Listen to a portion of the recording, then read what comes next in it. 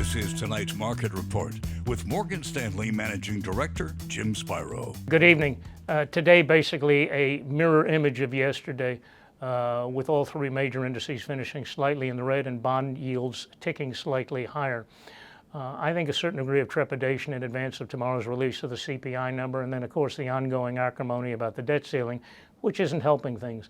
That said, on the optimistic side, I told you I thought yesterday that the Fed was probably close to the end of its cycle. On the pessimistic side, the reason I think they're close is because the economy is meaningfully slowing and perhaps we're heading into a recession. I mentioned you're likely in a trade-off. That doesn't mean you have no options and you should put your head in the sand.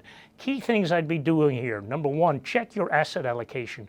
Not just how much you own in stocks versus bonds, because that changes from time to time, but the composition of each. If it were I would strongly recommend, and I've said this in the past, avoid things that are heavily levered and stick with high quality in this market.